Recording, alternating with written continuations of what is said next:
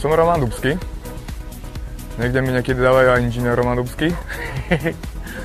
A živím sa profesionálne skydivingom a basejumpingom, nejaké dokumenty, filmiky a takto. Hlavne učím ľudí skákať. Športom je jednoduché žiť, podľa toho, aký šport robíte.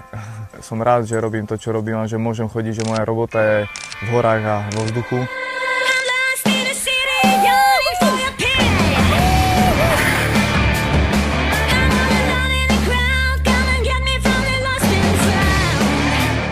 Dopol som sa, leteli sme na tandeme s mojim kamarátom Tomášom Zelinom, tandem pilotom.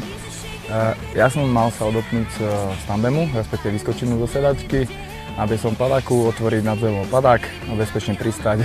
Môj život a môj šport som si vybral od mala a snažil som sa s tým niečo dokázať aj ísť dopredu, takže určite to neľutujem. Tak presne, no, ľutujem to, že nemôžem chodiť do roboty 12 hodín mukulovať za pár korún. To naozaj som rád, že robím to, čo robím. Hlavne robím tak, aby som môj život a moje skutky nemusel ľutovať. To je predovšetkým a prvorade. Aj keď sa samozrejme nevždy zadarí a potom človek to ľutuje.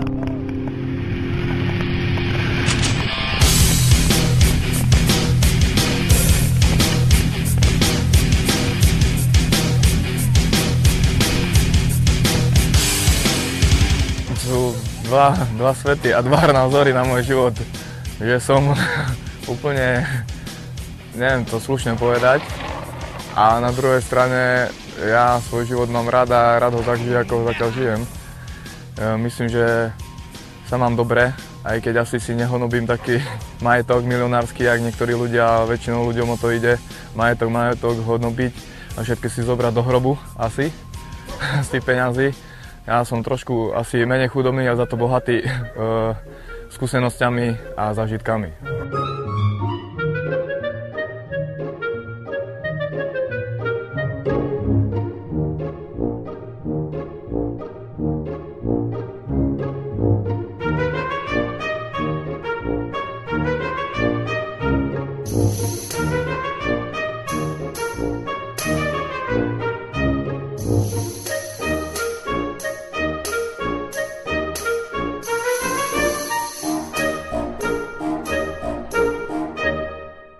Usadiť sa, neviem. Ja nie som ani nejak asi až tak veľmi rodinný typ. Zatiaľ mám 27 rokov, čo je myslím, že málo. A mám celkom dobre našlapnuté v tomto športe, takže tým pádom sa na to ešte nechcem úplne vysrať na tento šport. Tak rád by som to ešte udržal až mám pár rokov, už potom keď sa nebude dať, tak bohužiaľ tak sa zamestnám. Budem chodiť do roboty a možno budem aj rodinu, neviem, uvidíme. Už sme tuším našli exit, tak Dubák už k nemu zostupuje. No a my ideme za ním pomaly tiež. Pre basežump je dôležité mať hlavne kvalitnú techniku, mať ju dobre zabalenú a byť pripravený na rôzne exity.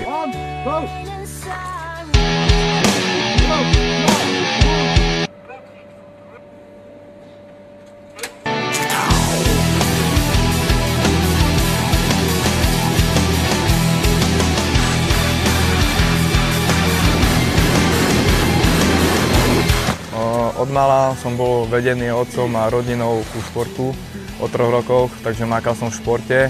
Patrím medzi tých najlepších, netvrdím o sebe, že som najlepší, ale že som majster sveta. A ako som sa k tomu dopracoval, ja hovorím, veľké plus je mať talent a potom už iba makanie. Samozrejme sebeskosti, egoizmu, lebo každý športovec a vrcholový športovec musí byť egoista. Verím tomu, lebo inak nedokáže v športe nič. Takže nejaký ten egoizmus tam je, tým pádom samozrejme asi sa to nie každému páčilo a tým pádom som aj asi niekedy robil aj smutok ľuďom, čo ma mrzí. Dobre som to povedal. No Dubi, no? Nic nebudeme vymýšlet, prostě skočíme, vole. Jo. Tak si připravený? Jo. Ready, set, go, freestyle!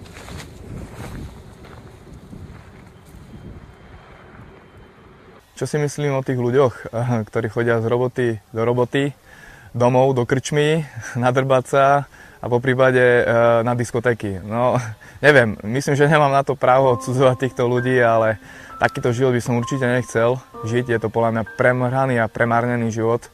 Aj keď v niektorých situáciách možno tých ľudí sa nečudujem, že musia v tejto dobe a v tomto našom štáte bohužiaľ takto makať. No, už druhá otázka je to chodiť do krčmov, žerať sa a chodiť na diskotéky, čo už vôbec nemusím diskotéky, lebo žijem inou muzikou, nie blikačkami a metrosexuálnymi vecami. Posun sa tam. Tak, posun sa tam, dobre. Ty naopak trikov, tak? Čo? Začal som.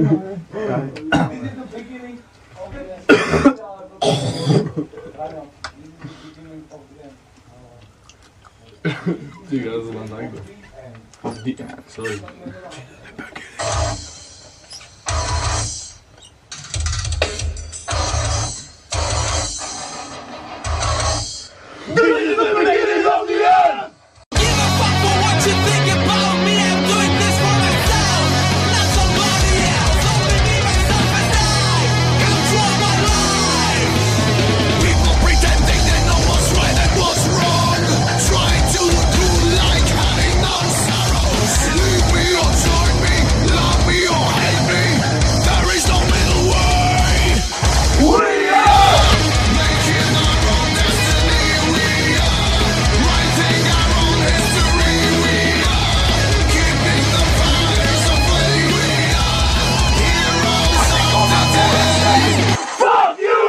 No, žijem hlavne zo športu, z parašutizmu a zo sponzorov.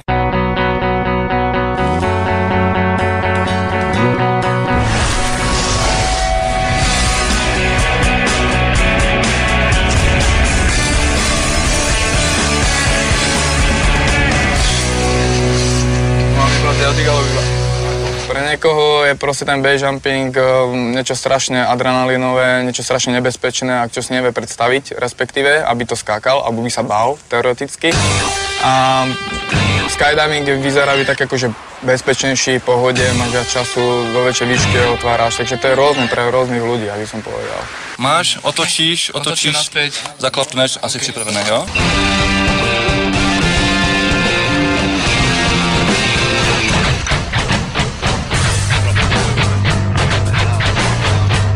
Na moje pohľad mama, tá si už zvykla za tých, ja neviem, 15 rokov, čo robím nejaké takéto extrémne športy, tak už si musel zvyknúť, aj keď nie je to nejak rada a furt sa bojí, no ale čo má robiť. No najprv, keď človek príde, tak má z toho radosť a je nedočkavý a má trpezlivosť krátku, kedy tam už bude a kedy už bude môcť skákať. Potom hore samozrejme, keď človek ide, tak sa teší na ten zoskok. Zároveň si dobre pomáka pri tých kopcoch, ktoré sa treba zdolávať. A na záver, keď sa už má ísť skákať, tak je to také vzrušenie, napätie, rešpekt. A v poslednom rade by som povedal, už keď skočí človek, tak uvoľnenie a vychutnáva si celý ten led a príjemný pocit po doskoku, je to eufória, by som povedal.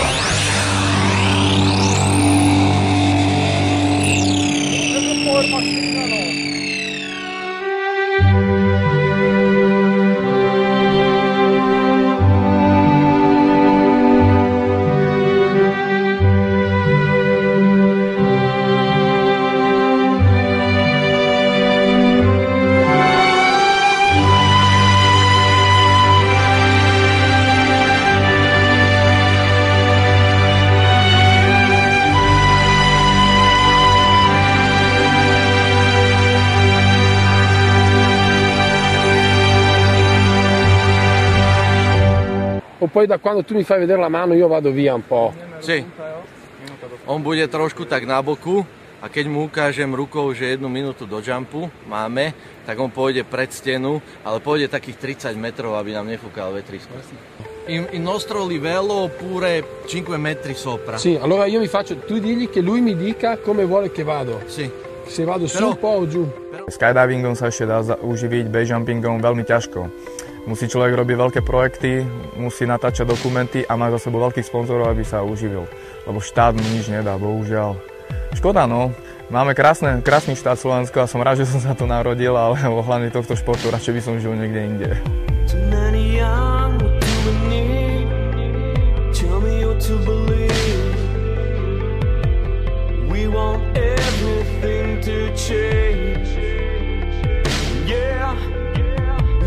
Fight, we don't trust the theory sent to dust.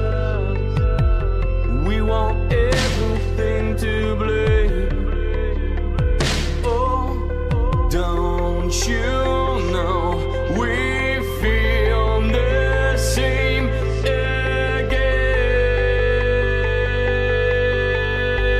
Mávam aj jasný, ale nemôžem to nejako definovať, že teraz môj projekt je, ja neviem, skočiť Everest a tým moja kariéra skončila a idem iba po tomto cieli. Nie, tých cieľov a tých projektov je strašne veľa.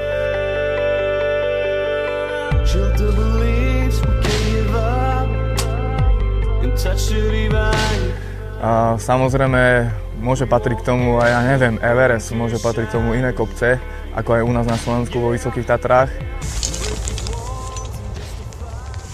Ako vyzerá situácia v tej západnej stene? Dá sa skočiť ten base? Myslím, že bude sa to dať, lebo hĺbka je dobrá. Hovorím akurát, tu není proste plošina, sú tu dosť oválne kamene, šmiklavé, natočené smerom dole, žiadna rovina a ešte je tu trošku také brucho, ktoré by som musel preletieť, takže je to najideálnejšie na lyžiach.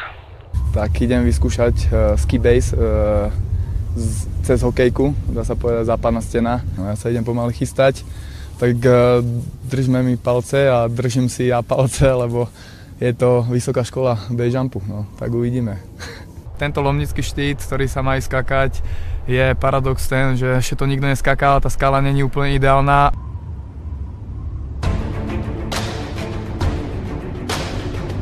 Hodíme stenu teraz gulu, pozeraj, dobre? Áno, pozeraj.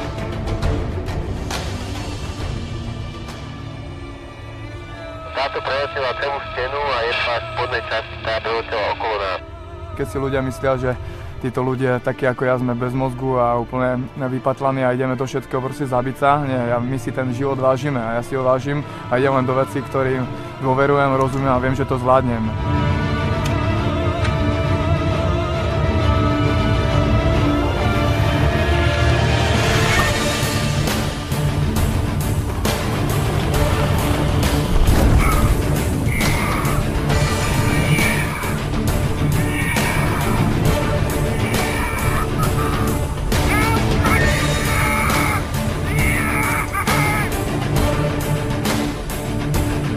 Ostatné ciele aj base jumpingu, skákať po svete, objavovať nové exity, nové skaly s priateľmi a prvorady cieľ byť živý v tomto športe, aby som ho mohol vychutnávať naďalej, až dokým moje zdravie mi to nedovolí alebo dovolí.